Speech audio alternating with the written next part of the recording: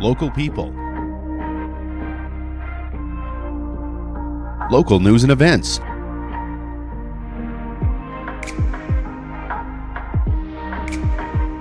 local sports, local matters. For all things Lloydminster and area, this is Live with Kurt Price. Welcome to Live with Kurt Price, presented by Harris Electric. Julymas has been extended at Harris Electric. Save on permanent and decorative lighting for your home, cabin, acreage, or business. Book your summer installation today and use promo code KURT for an extra 5% off. And enjoy holiday displays, game day colors, and special occasions year-round. Call Harris Electric today. My name is Stacey Commer. I'm filling in for Kurt over the next couple of shows as he takes some vacation time. And today we are going to be speaking with Robin Acton, the former president of Inclusion Canada. And Robin also has a long history and is still associated with Inclusion Lloydminster.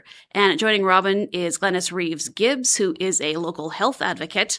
And today we're going to be talking about MAID in Canada, the medical assistance in dying in Canada, particularly MAID Track 2.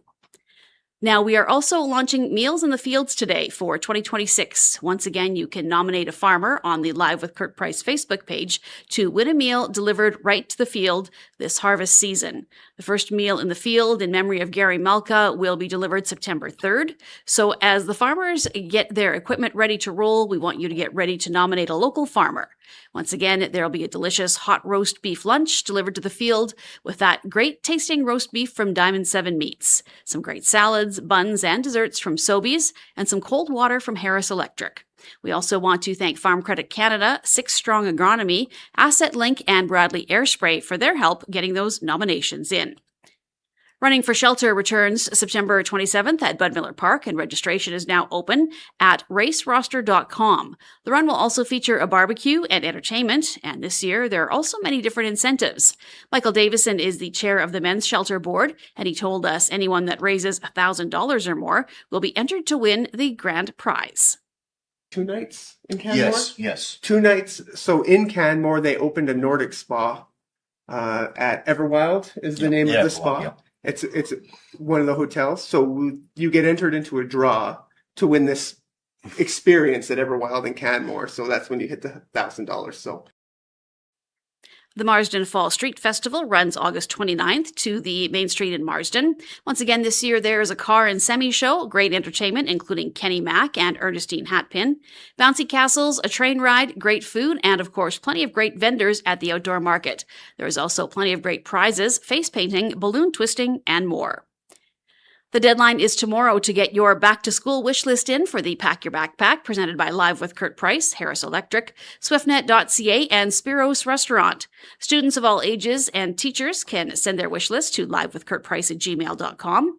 3 students and 1 teacher will get to go on a shopping spree with our sponsors for up to $500 in school supplies. Make sure you include your name, grade, and school, and don't forget to add a couple of things to that wish list that mom and dad might be on the fence about. And teachers, we encourage you to spoil yourself as well. Who is a caregiver you would like to listen, explain every step, treat your home and business with respect, and help you get your life back? BioClean Disaster Services, 1-833-246-8326. And we'll be back after this commercial break. Home, it's where people look out for each other. It's where we live, where we work, and it's where we choose to raise our families. For over 75 years, Harris Electric has been more than just a contractor. We've been your neighbors, so when you need us, we look out for you. We show up fast and do the job right. We're in the stands, we're in the schools, we power this community. Because here in Lloydminster, it's our home too. At Jason Arden Associates Cooperators, we're proud to be a top-rated local insurance company that offers flexible solutions and expert advice for all your insurance and investment needs. We'll work with you to tailor your insurance specific to your needs, and we offer investment advice that always puts you first. At Cooperators, one of our core values is to give back to the communities that we live in. Thanks to the support of our clients in Lloydminster and area, in 2023, Jason Arden & Associates has donated $40,000 to local nonprofits, charities, students, athletes, and other special events. How does your insurance company support our community? At Lloydminster and District Co-op, membership matters more. Because being part of a co-op means you're connected to something bigger than yourself. From long-held legacy by those who built our communities, to people you call family, friends, and neighbors. When you're a Lloyd Co-op member, you're an owner in a local business that prides itself on purpose alongside profit. You earn cash back, you help support causes that matter most, and you're building a better way of life for the next generation. Membership matters more.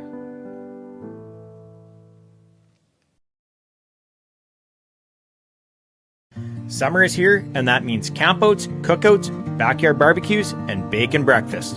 And when it comes to feeding your family, Diamond 7 Meats is right there with you. Diamond 7 Meats proudly provides locally sourced meats with no additives or fillers, just great tasting steaks, juicy burgers, tender pork chops, and some of the best smokies you'll ever roast over the fire. Plus, delicious beef jerky for those summer road trips. We're family owned and operated. Diamond 7 Meats, serving local families with quality products and the protein you need to fuel those busy summer days. Superior Water specializes in nothing but water, and with over 23 years in the business, they are proud and confident, and they are the water service that is superior. For iron filters, water softeners, reverse osmosis, distillers, chlorine removal, and H2S odor removal, give Superior Water a call, 780-875-6636, or visit them at 57th Avenue, right beside Sheepskin Loft, and stay hydrated with pure, clean water. I drink Superior Water because I like the taste, and I believe it is superior. Well, welcome back to Live with Kurt Price, presented by Harris Electric. My name is Stacey Commer, and I'm filling in for Kurt over the next couple of days. And today we're going to be talking about MAID, and particularly Track to MAID. The acronym in Canada is Medical Assistance in Dying. And with me today, I have Robin Acton. Robin is the former president of Inclusion Canada, still involved with Inclusion Alberta and Lloydminster, is my understanding. Correct, yes. And then Glenys Reeves-Gibbs, who is a health advocate. So I want to get started, ladies, and this is a subject that is obviously a difficult one, and lots of people, I think, don't really understand or aren't even aware of MAID, Track to MAID. So Robin, can I get you to start by just telling us what is Track to MAID? So Track to MAID. So it might be a little bit easier if I just kind of start saying what is a bit about the history Absolutely. of medical assistance in dying, which is what MAID stands for in Canada. So I can hardly believe it, but it was 10 years ago. In 2016, wow. Medical assistance in dying became legal in Canada when the federal government passed Bill C-14, which amended the criminal code such that medical assistance in dying was possible, was legal. And at that point in time, it was for people whose death was reasonably foreseeable. Right. So somebody with long-term cancer. Cancer, serious health condition, and their death was imminent, so to speak. So that was in 2016. Fairly shortly after that, there was a court case in a lower court in Quebec where the requirement for death to be reasonably foreseeable was challenged and was overturned. Okay. So what that meant now is there was a lower court decision that contravened the federal legislation. The federal government chose not to appeal that, and so therefore had to change its own legislation. So in 2021, what they did was they brought in Bill C-7, which ushered in Track to MAID. So now we have two tracks. Right. Track 1 is for people who are otherwise dying. Right. And it's by far the most I mean, track 1 is used much more prevalently than track 2. Mm-hmm. Track 2 is for people whose death is not reasonably foreseeable. Okay. And that's the track that I'm very interested in talking about today. Mm-hmm. And it kind of came about because Kurt Yes. had posted something on Facebook saying, I'm really noticing a lot of ads, for lack of a better yeah. He word. said that he was sitting, I think, in an office, and it actually had come on the television screen there. So he was, outraged because, it's just one of those things that I'm sure takes you by surprise when you see it. But now getting into the track 2 side of things, Robin, there's a lot of confusion. There is a lot of confusion. I think most people don't even realize there is a track 2. Mm-hmm. So track 2 MAID is for people whose death is not reasonably foreseeable. They are not otherwise dying. They must have a serious illness, disease, or disability. They must be in an advanced state of decline. And they must be experiencing suffering that is intolerable to them, so to the person. Right. Okay. So what's happened with that now then is that really, track 2 MAID is only available to people with disabilities. Right. And so as a disability advocate Yeah. and someone who cares deeply about that, what I really want is for people to know about this and think about this Mm-hmm. and think about what's the impact of having that kind of legislation in our country. Right. So what we've seen since 2021, which is when track 2 MAID became legal, over 2,000 people with disabilities have died through track 2 MAID. Mm-hmm. So that only represents about 4% of all MAID deaths. Right. By the way, MAID is now the 5th. Ranks 5th in terms of cause of death for people in Canada. Mm-hmm. But only 4% of those deaths are by track 2 MAID. But that's still more than 2 people a day in our country. Yeah. And Robin, what is the main concern for you because of the fact that it affects the people with disabilities? Is it the some of the regulations, or is it the decisions and who makes the decisions and based on the different conditions, or what are some of the really big concerns that you have? Well, I think when you think about it, all of us Yeah. as Canadians have an equal access to track 1 MAID. That's for everybody. Yeah. But track 2 is just for people with disabilities. So as a disability advocate, of somebody who cares deeply and loves people that have disabilities, Mm-hmm. it really distresses me that we would have legislation that says, but because you have an illness, disease, or disability, you can have a state-funded death. Right. And I think that has all sorts of that sends messages people don't even stop to really think about. Yeah. Right. The other part that is problematic with track 2 MAID, in my opinion, Mm-hmm. is that what we're seeing across the country is that people are accessing track 2 MAID for things like they're poor. They can't find accessible quality housing. Mm-hmm. They are food insecure. Yeah. They're lonely. They're isolated. And it becomes overwhelming. Right. And so we don't have a very robust disability support system in our country. And I have a perspective from across the country. Yeah. And I would say I believe that to be true. So people struggle greatly to get the kind of supports they require, are often on wait lists for literally years. Yeah. But you can get a state-assisted death relatively quickly. Yeah. Yeah. It's just to think about that and to think about the implications of that. I mean, yeah, and this is, I think maybe we should bring Glenys in here, dealing with mental health, and Robin alluded to it a little bit. What is your take, Glenys, in regards to what we've discussed here so far? Well, I think it's really interesting because when we look at the Canadian government and some of the things they support the United Nations Determinants of Health. And if we're supporting the United Nations Determinants of Health, that means that people do have appropriate social supports. People do have appropriate housing.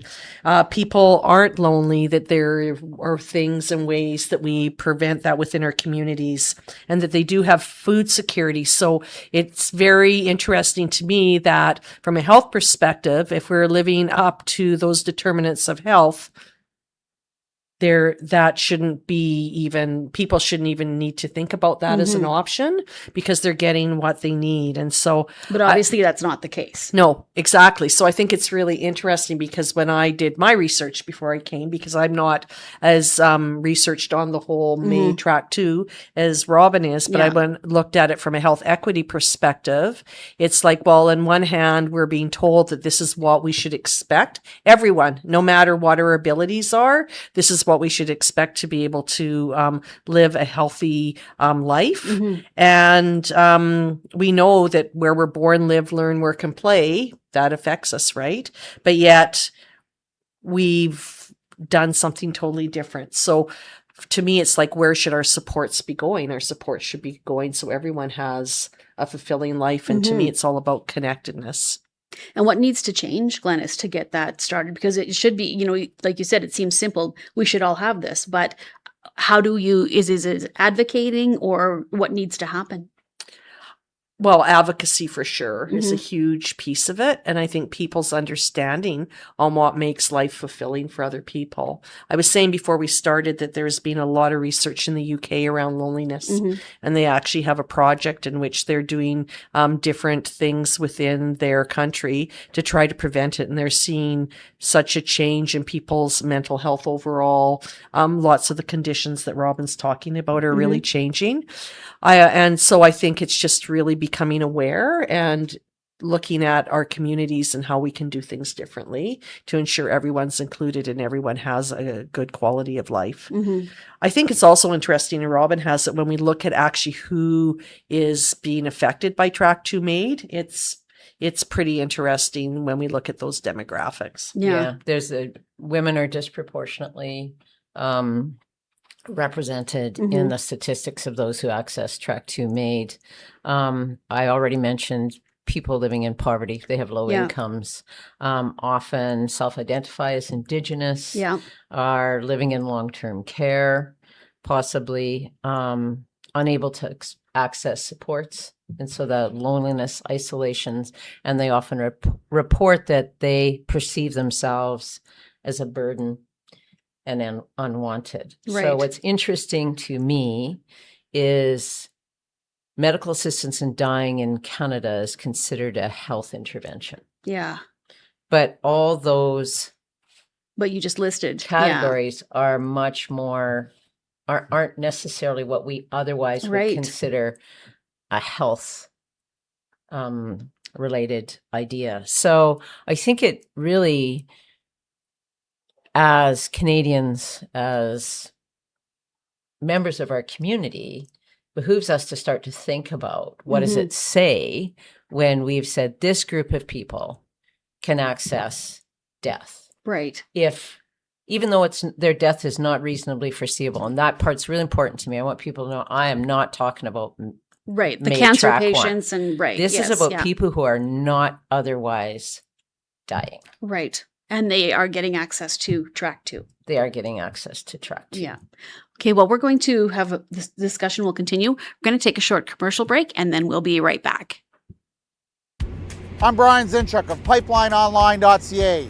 I used to be a pipeliner, and I've spent the last 15 years reporting on energy in Saskatchewan. PipelineOnline.ca provides comprehensive coverage of light oil, heavy oil, lithium, helium, power production including coal, wind, solar, geothermal, natural gas, and nuclear.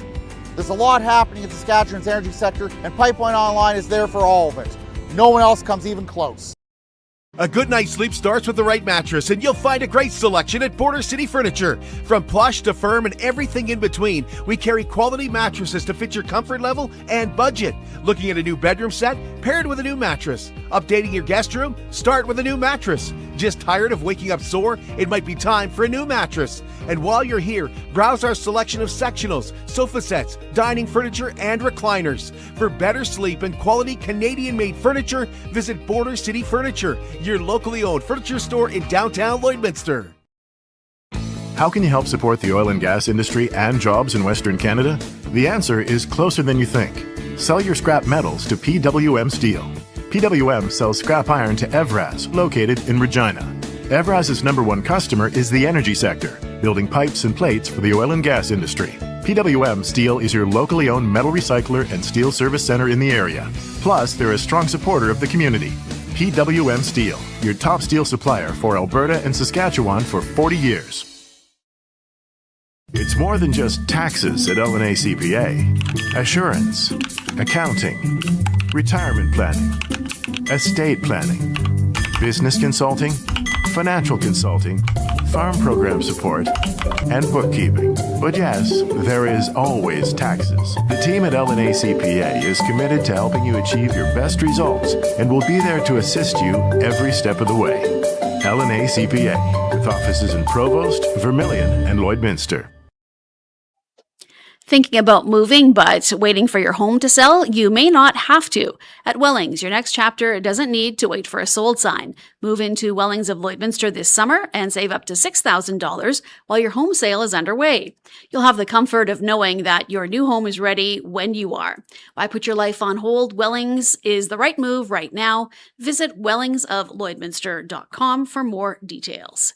Welcome back to Live with Kurt Price, presented by Harris Electric. My name is Stacey Commer, filling in for Kurt this week. Robin Acton, Glenys Reeves-Gibbs. This has been such an enlightening conversation to learn so much, and I want to continue this. Robin, you were the former president of Inclusion Canada. You're still involved. I don't think you will ever not be involved.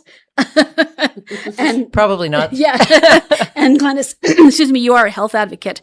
I want to start talking about, Robin, we were discussing the mental health aspect in regards to Track 2. Can you just elaborate a little bit on that? Yeah. Before the break, we were talking about the difference between Track 1 and Track 2. And Track 2 is where we're focusing. We're talking only about Track 2. But when Track 2, which is for people whose death is not reasonably foreseeable, so these are people who aren't otherwise dying, came in, that legislation came in, you have to have a serious illness, disease, or disability to access it.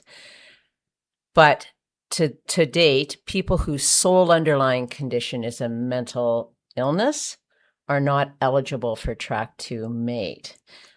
It was felt that that needed to be studied more, et cetera, et cetera. So as it stands now, Track 2 MAID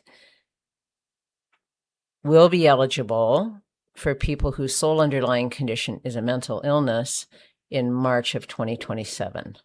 So now there is a report, a parliamentary committee report that's going to be considered by the government in the fall that makes some recommendations for that. One of the recommendations is that be suspended indefinitely, but that will be up to the government. Right. So we don't know for sure. Excuse me. We don't know for sure. And but of course,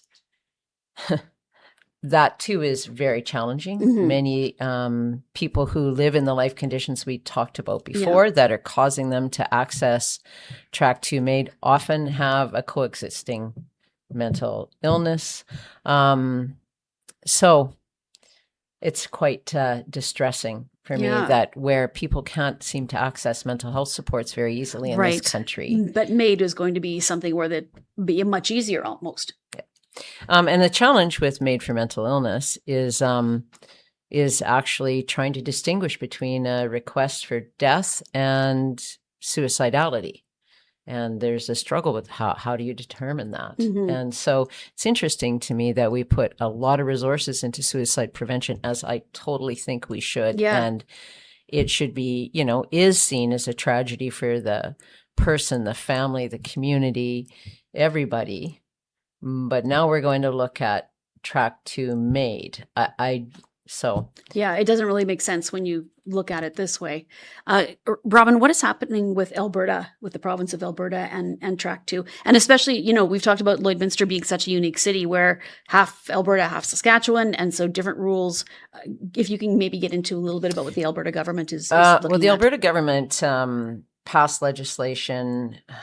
It's been passed, but it hasn't been proclaimed yet, which means it's kind of not been enacted yet. Yeah. That essentially Track 2 MAID will not be available in Alberta. Right. So, and I think I mentioned this before, because medical assistance in dying is considered a health intervention, and provinces, right, deliver health. Right. So therefore, in Alberta, the Alberta government has passed legislation saying they will not be offering Track 2 medical assistance in dying. So again, we don't know when they will proclaim that yet. Yeah. But that legislation is on the books and it was passed. Right. Glenys, one more thing we wanted to chat about in regards to mental health. I'll just kind of let you take what we were discussing and expand. Well, I think Robin's point is really well taken, that MAID is a health intervention, but when we're taking a look at the reasons why people could access Track 2 MAID, it's not really health related. It's more community support related. And it really takes me to what we often refer to as community prescribing. So community prescribing is not referring someone to another healthcare provider, but it's referring them to supports within their own community. And so some of the things we talked about before when we talked about the determinants of health. So if someone is coming in and their situation is such that maybe they don't have that food security, or they don't have that housing, or they're lonely, I mean, a community prescribing would be, well, what supports are within the community that we can refer you to? How can we support you to get there?